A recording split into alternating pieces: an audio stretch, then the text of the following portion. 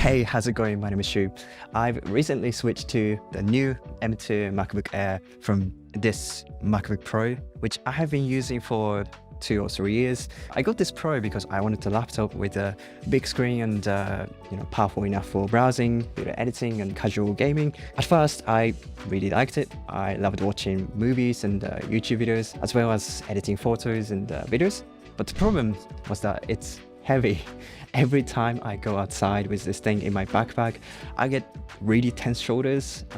Maybe I'm just getting old. And also, since the pandemic started, I started to work from home much more, like most people. So I use the MacBook Pro in the clamshell mode and I use the monitor instead. So I was like, maybe I don't need such a big laptop since I'm using the monitor all the time. And when I do go outside, I'd rather have a light laptop, which is why I decided to get a MacBook Air.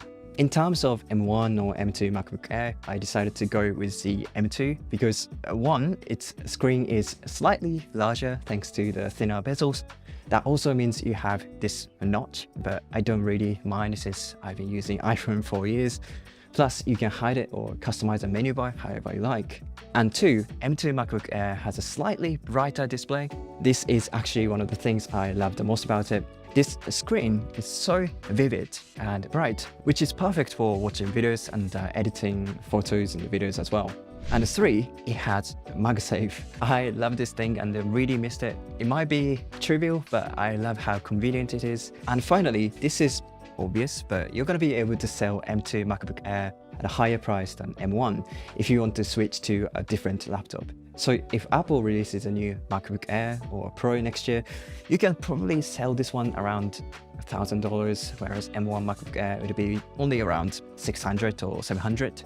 So that way you can get the new one cheaper.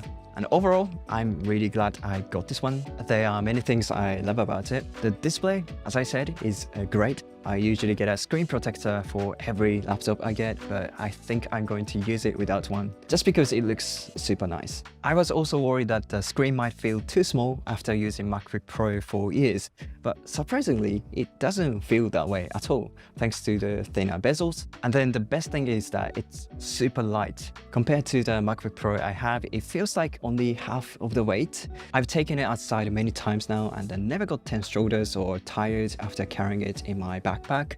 So it became easier to work from outside at a cafe or library, which feels much nicer and refreshing than working in my room all the time. Speaking of working from outside your house, its battery is fantastic. For some reason, my MacBook Pro only lasts about 2 or 3 hours, probably because of its age, but this one can easily last up to 15 hours or even more. Even if I do photo editing on Affinity Photo or video editing on Final Cut Pro, while having many tabs open on my browser, it's totally fine for more than 6 to 8 hours, which is awesome.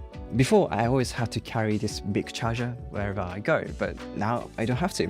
Also, another thing I didn't like about my MacBook Pro was that it gets super hot and loud. As soon as I started watching some videos on YouTube, the fan starts spinning and the keyboard gets really warm. And of course, whenever I do video editing, the fan goes crazy. So this MacBook Air having no fan inside was a big factor for me. It's obvious, but I love how quiet it is. But that also means it could get hot more easily. I was worried about that since some reviews mentioned that it has relatively poor heat management and gets extremely hot.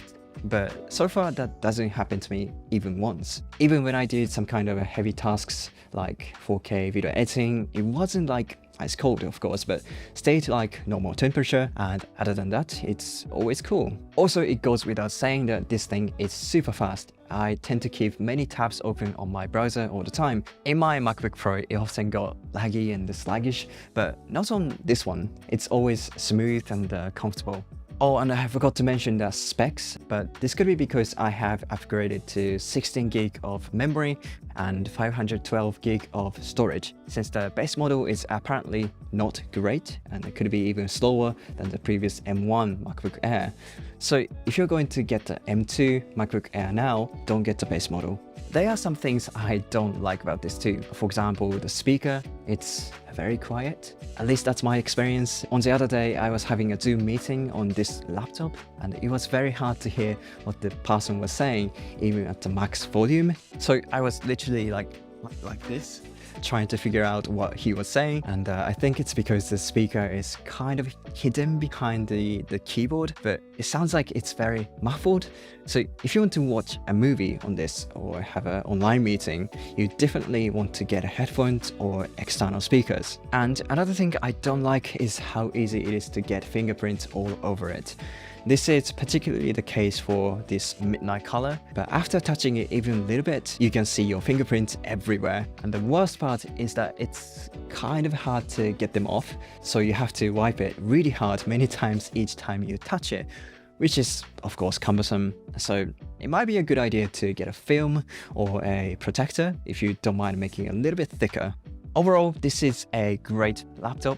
I think it's the most powerful, light laptop in the market. The previous M1 MacBook Air is also great, of course, and cheaper, but I think the extra few $100 is totally worth it. And you can sell the M2 one at a good price later anyway. Alright, thank you so much for watching, and I will see you in the next video. Bye!